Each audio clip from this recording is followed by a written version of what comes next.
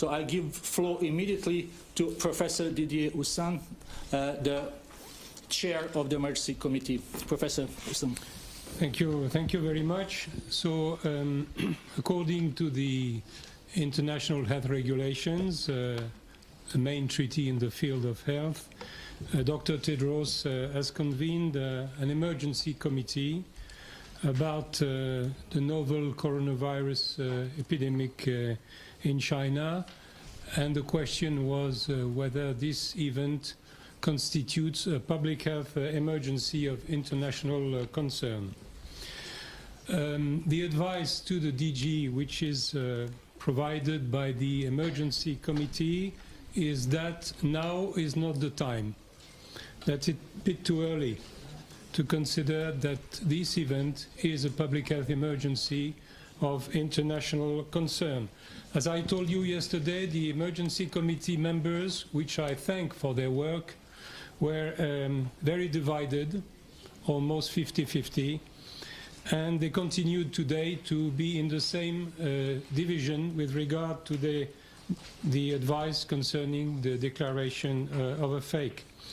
Several were reinforced in their idea that it should be considered as a PHEIC, considering the evolution of the epidemic, some increase in the number of cases, in the severity of the disease, but several others say that it is too early because of limited number of cases abroad, and also considering the efforts which are presently made by Chinese authorities in order to try to contain the disease. Declaring a public health emergency of international concern is an important step in the history of an epidemic. The perception of this declaration by the international community in the most affected country for the people who are presently struggling with the virus certainly has to be considered. Nevertheless, the emergency committee considered also that following some advices might already be useful, produce useful results, even in the absence of a PHEIC. Those advices which were sent to the DG of WHO concern mainly the constitution of a mission, international multidisciplinary, to try to investigate some of the unknowns of this epidemic, be it the animal source, the mode of transmission, or the containment measures. But also advice to prepare already for the international coordination, for the research efforts that should be done in the field of vaccines and medical countermeasures. And finally, to WHO, the EC, of course, said to the DG that it is ready to reconvene as soon as necessary, even in the coming days, if necessary, if the evolution of the epidemic deserves such a reconvening. Advice also to the People's Republic of China to pursue its policy of transparency, sharing data, providing all explanations about risk management, why this measure has been taken, how is it taken. This is very important to understand what is done in China. Reinforcing also, of course, risk management measures, noticeably concerning exit screening, and of course continue to collaborate closely with WHO. Advices also to the countries which are at the moment affected by some cases or not affected, saying to this country to be ready to cope with some cases, sporadic cases. Let's hope that they will remain sporadic. And of course, survey, detect, trace these cases in order to avoid extension of the epidemic. And finally, advice to the global community to be ready for a potential evolution of this epidemic, which may require in some time the declaration of a PHEIC. Thank you for your attention. Dr. Tedros, please. Thank you, Tariq. Good evening once again to everyone in the room and to everyone online. And sorry for keeping you waiting, although it's not, I hope, longer than yesterday. So I hope we have improved a bit. Once again, I would like to thank Dr. Ghebreyesus, who has done a superb job of leading the emergency committee through what was a very complex deliberation. My thanks again to all the members of the committee for their time, expertise, and full commitment. I'm not declaring a public health emergency of international concern today. As it was yesterday, the emergency committee was divided over whether the outbreak of novel coronavirus represents a PHEIC or not. Make no mistake, this is, though, an emergency in China. But it has not yet become a global health emergency.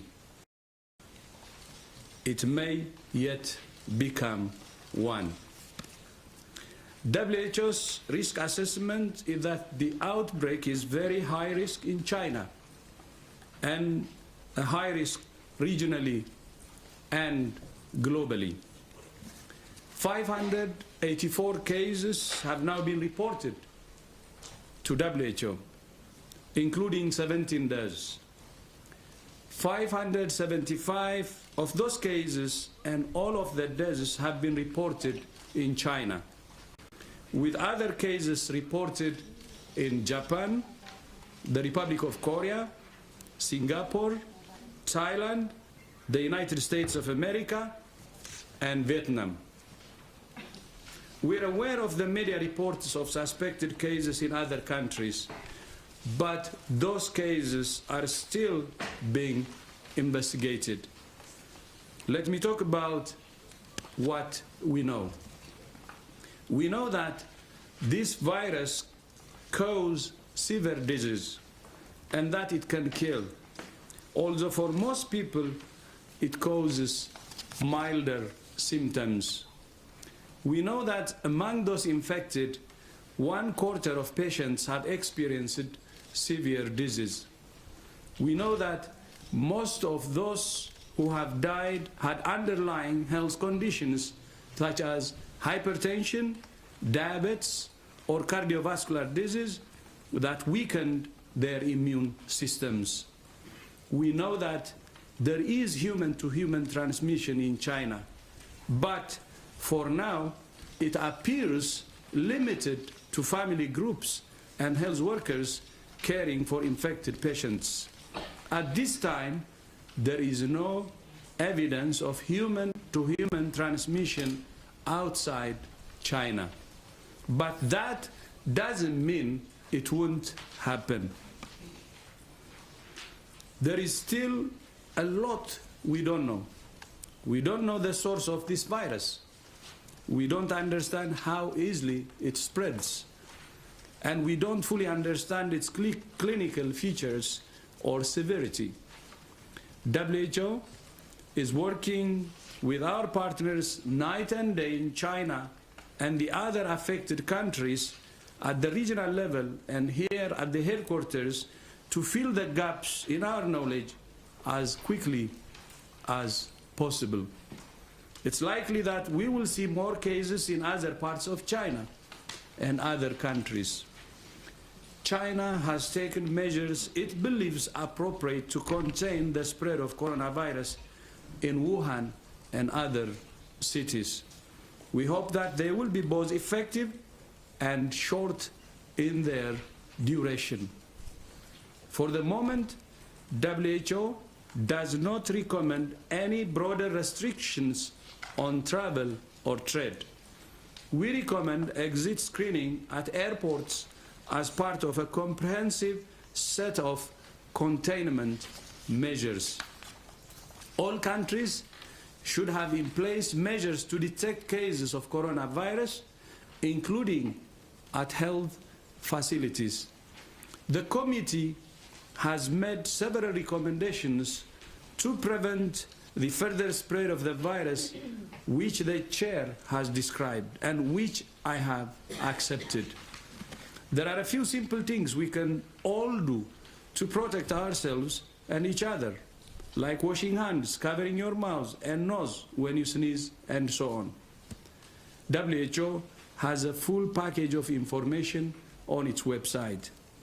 Once again, I would like to thank the government of the Republic of China for its cooperation and transparency.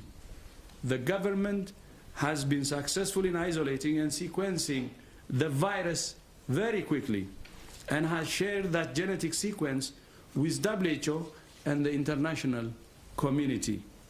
This outbreak was detected because China has put in place a system specifically to pick up severe lower respiratory infections. It was that system that caused this event. I wish to reiterate the fact that I'm not declaring PHEIC today should not be taken as a sign that WHO does not think the situation is serious or that we're not taking it seriously. Nothing could be further from the truth. WHO is following this outbreak every minute of every day at country, regional, and global level. We're working to prevent human-to-human transmission. We have provided guidance to all countries for the rapid identification, management, and containment of the virus based on the sequence we got from China. We're coordinating our networks of global experts. We're working to advance the development of diagnostics, therapeutics, and vaccines. We're completely committed to ending this outbreak as soon as possible. And I will not hesitate to reconvene the committee at a moment's notice, anytime. It could be in a day, it could be in a couple, it could be any time. Thank you very much again for joining us. Thank you very much, Chair Russan. Thank you very much, Dr. Tedros. We will open the floor for a short session of questions. Those online, please type 01 on your keypad. We will start with our colleague from PHEIC. Sorry if I mispronounced the name of the meeting. Thank you for that. My question is on the quarantine cities, the measures China has taken, and also traveling. In 2003, when we had SARS, several cities did the same thing. I wonder what were the biggest mistakes that we should avoid this time. And on traveling, I wonder, can you elaborate, besides the screening and masks, what other measures should be taken, please? Because now is the big season for traveling.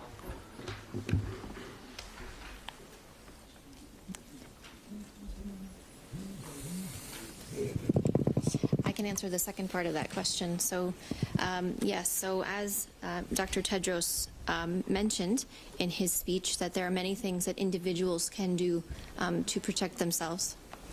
Sorry, is that better? As I said, Dr. Tedros mentioned several things that individuals can do to protect themselves. What we know about this coronavirus is that it can cause mild disease to severe disease. And some of the common things that people can do is basic hand hygiene and washing hands with soap and water or an alcohol rub, but also making sure you do proper respiratory etiquette. On the quarantine, on the cities, the measures that cities locked up, the mistakes that we should avoid this time, such as cross the suspected becoming real ill people. By the way, WHO's role is to provide rational and science-based recommendations to countries. But at the end of the day, a sovereign country has the autonomy to do what it thinks is right and based on the situation.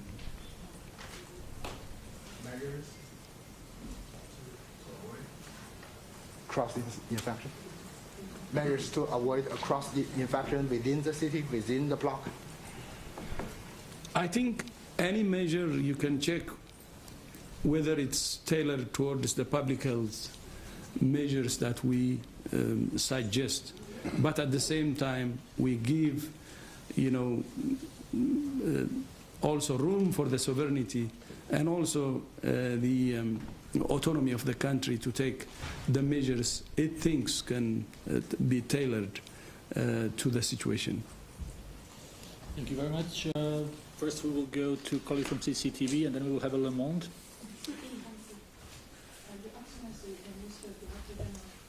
Under the current situation, what do you think is the favorable factors in? What do you think under the current situation, what do you think is the favorable factors in controlling the spreading of the academic, and what are the more prominent disadvantages? Thank you. Would you like to take? I think the important advantages we have now that we didn't have in previous epidemics is we know the virus. In previous epidemics that wasn't known for a long time. We have diagnostics, so we have the capacity to diagnose quickly.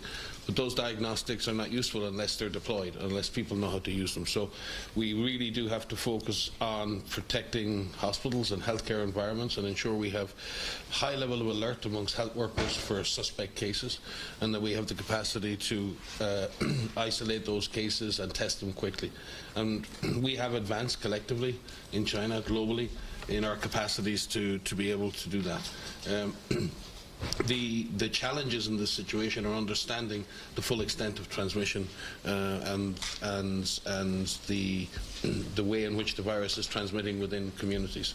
And I think Maria spoke to that, how communities can protect themselves. So there are many things that are giving us an advantage, but our disadvantage is the unknowns, in not fully understanding the disease, not fully understanding its severity, not fully understanding its transmission. And that is what the Director General spoke to in bringing the global community to work with China to ensure that we have the right evidence, the right knowledge to be able to react appropriately to this disease. I don't know, Sylvie, if you wish to supplement. Yeah.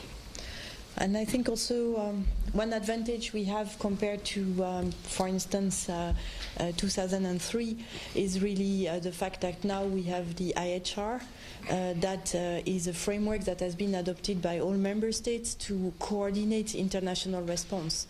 And so it allows us also to not only to coordinate the control measures, but also coordinate the generation of knowledge and sharing of information globally. And so this will accelerate certainly the discovery of new measures and new opportunities to tackle this disease.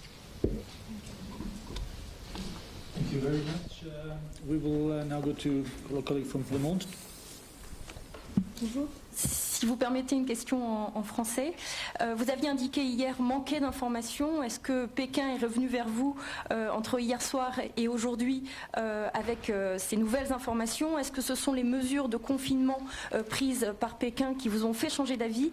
Et peut-être une question un peu plus politique, vous n'êtes pas sans connaître les difficultés en interne du président Xi Jinping. Est-ce que ce sont des considérations qui ont été prises en compte par le comité, en particulier le coût politique que pourrait représenter pour la Chine la mise en place d'une alerte mondiale?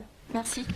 I will just translate the question in English so everyone knows. So the question is that yesterday WHO said that we didn't have enough of information. So did we receive this information from China during the day? What is this information that has been received? And is there any part of politics that have been taken into consideration, domestic politics into consideration by the committee?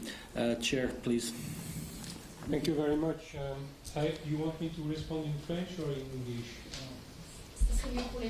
En français. Bon, je vais vous répondre en français puis je vais traduire. Les informations qui nous manquaient étaient de deux natures. Nous voulions savoir si les mesures prises dans la ville de Wuhan résultaient d'une évolution que nous ne connaissions pas de la situation épidémiologique locale. Et la réponse nous a été apportée. Nous avons eu un point épidémiologique très précis et mis à jour qui a été fait aujourd'hui. Et nous avons compris que les mesures prises dans la ville de Wuhan ont résulté de l'initiative de cette ville et n'avaient pas un lien, je dirais, immédiat avec l'évolution particulière de la situation épidémiologique. Quant à la question sur la dimension politique, cette question n'a pas été évoquée au sein du comité qui n'a pas les compétences pour aborder ce genre de sujet. Now I will speak in English. So the information which we expected today compared to yesterday were mainly related to the announcement yesterday as a surprise of the decisions which were taken concerning public transportation in the city of Wuhan, but also Huzhou and Wangang. So we received from the health authorities of China very precise information about the evolution of the epidemics, and we also understood that the decision which had been taken in the city of Wuhan was an initiative of the city of Wuhan, of course in consultation with the provincial and national authorities, but it was not directly related to a specific evolution of the epidemiology in the city. And concerning the political aspects, we have not the competence in the emergency committee to address these very important issues. Thank you, Mr. Chair. We will now go to our journalists who are online, and we will start with the, and I'm sorry if I'm not getting the name right, Kenny from Nikkei, Japan. Kenny, can you hear us? Yes, I can hear you. Yeah, I'm Kenji Kawase from Nikkei. May I start my question? Could you hear me? Yes, we can hear you. Just please speak slowly and loudly. Okay. Yeah. Okay. My question is with regard to Taiwan. Taiwan is not part of the WHO for the political reason. But, however, there seems to be no boundary border in terms of transmission of virus. And I was wondering how WHO has been working with the Taiwanese authority on this case. And also, was there any reconsideration of accepting Taiwan as a member or being part of the prevention of the disease, and also the exchange of information, of such important information in terms of hygiene? Thank you. Thank you very much, Kenny. Is there anyone who would... Mike? We work very closely with technical partners in China, Taiwan, and have done so. And if you cast your minds back to 2003, even during SARS, we had a deep technical support to China, Taiwan at that time, and nobody will deny the necessary public health assistance in that situation. And I believe the authorities in Taiwan are working very closely with China and the mainland, and I believe there have been joint missions and joint approaches to the response. So I would characterize at the moment from our perspective that there is technical cooperation going on between provinces in China and between WHO and any of those entities that seek our assistance, but through the normal procedures and processes of WHO and its member states. Thank you. Thank you very much, Dr. Ryan. Now, one more question from online, Nurit from NPR. Nurit, can you hear us? Yes, I hope you can hear me.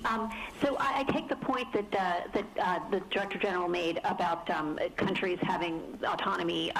That said, we are curious to hear what is WHO's position on the kind of measures that were taken in Wuhan, shutting down transportation. Do you think this is advisable? Do you have concerns about it? Can you speak about that, please? Thank you very much, Nurit. I thought I have already, responded to that question. Maybe I will repeat myself, so sorry about that. As you know, WHO's role is to provide rational and science-based public health guidance and recommendations to countries, communities, and individuals. China is a sovereign nation with the autonomy to take steps it believes are in its interest and that of its people. As I said in my opening remarks and earlier, China has taken measures which it believes will be effective, but we hope from our side that they're both effective and short in duration. If I may add something, that what Dr. Tedros mentioned about the technical package that WHO is putting together is a package that's aimed at all countries, where it's recommended, and the advice that we provide is based on the evidence, it's based on the information we have and the information that we've learned from past experiences with other coronaviruses, which is focusing on identifying cases early, the prevention of human-to-human transmission and onward spread and international spread, making sure that anyone that is identified as being infected with this virus has appropriate care, and that we communicate with those individuals so that they know and their families know what to do. Thank you. Thank you very much. Body, please. Phoenix TV from China, Hong Kong. I have a question for Mr. Tedros. You concerned that WHO will concern our outbreak guideline to help. And when will you launch your first guideline? Also about how could we call the new virus? Have you named the new virus? Thank you. Yes, with the guidelines. Okay. So our first set of guidelines, I believe, were online on the 10th of January, if I'm not mistaken. And these guidelines that are online are constantly being reviewed as more information becomes available. We are receiving information from affected countries. We are utilizing the expertise of the affected countries and our international networks to make sure that the advice that we are giving is appropriate. So we revise them as necessary. So please look at the website to see the latest guidance materials that are there. Thank you very much. Do we have a question up here? We have the name of the virus. The name of the virus, sorry. Sylvie, you want to? Sorry for that. Okay, so for the time being, we named this virus 2019 novel coronavirus, so 2019 nCoV. And after the pandemic in 2009, we had consultation with different agencies and member states to see if we should have at global level a way to name viruses, as there are ways to name, for example, typhoons or storms, and so they give them names. And so it was decided that indeed in case of emergence of a new virus, the global community could meet and decide on a name. So we have not done it yet because we have not had time actually. But we will do it when there is time to do it, actually. And but for the time being, everybody agrees that this name is okay, and we can work with it, and it's understood by everybody on the planet. And so it's a good name for the time being to name this disease and this virus. Thank you very much. We really have to wrap up. We have really time for one or two very short questions. I will go here for colleagues who didn't have a time to ask questions. Yesterday, Bloomberg first, and then your colleague next to you, and then we will have to leave because Chair Professor Hussain has to leave us. Thank you. This is Thomas Muller from Bloomberg. I was just wondering if there are any conclusions that we could draw, given that the mortality rate isn't rising as fast as the case rate. And my second question is about the epi curve.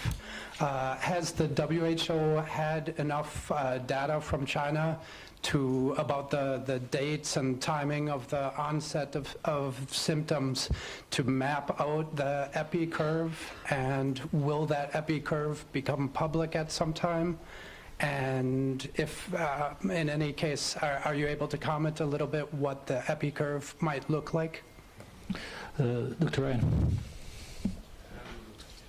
Yes, actually, last evening we received the latest disaggregated raw data on a case basis from the government of China, and for that we are very grateful. We're currently analysing that. We also received a detailed analysis and presentation today from the National Health Commission and CDC China, which detailed a lot of the epidemiologic data. We do have the data to construct the epidemic curve, and at this point, when you look at it from the perspective of suspect and confirmed cases, the outbreak is still evolving. We're not in a position to say that the epidemic has peaked. The outbreak is still evolving. However, having that information allows us now to track on a daily basis, along with and in partnership with China. And again, we're grateful for that partnership. And again, it must be said, in many of these situations in the past, countries haven't been prepared to share that detail of data, quite frankly. And we're grateful for that. With regard to case fatality, it's something that's come up again and again in epidemics. We have to be very, very careful at the beginning of an epidemic in making any pronouncements around the true severity of an epidemic, because, and it can work both ways. At the moment, we haven't seen many mild cases. As we detect more mild cases, then effectively the severity may decrease because there are more mild cases in proportion to severe cases, and that may do it. We also need to be careful in that many people are very sick in hospital right now, and more may die in the coming days, and the number of deaths may increase. And that may give the impression of an increased severity. So it's extremely important that we stick to the facts. The facts are that 17 people have died, and their families grieve them this evening. That is the fact of the matter. Overall, what we will see ultimately as severity and death remains to be seen. We also have quite a number of severe cases, and in this case I think we need to focus also on those individuals and the standards of care that they receive. We don't have a specific therapy for this disease or for any coronavirus, but patients can do well with intensive supportive therapy.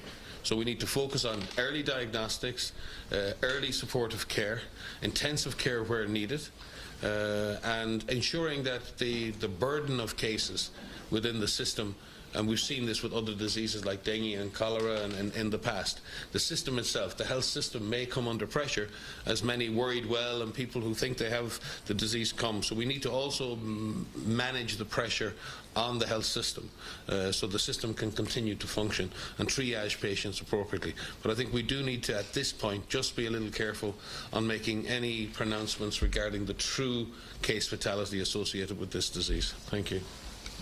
We will take a last question from our colleague. We can just introduce ourselves. I'm really sorry to everyone else, but all of our speakers have other things to do, so please go ahead. Thank you very much. My name is Andreas Schopp from RTL Germany. There are reports that the virus originated from snakes. Do you have any conclusion about that? What can you tell us about that? Thank you very much. The investigation is going on, but so far no conclusive evidence actually.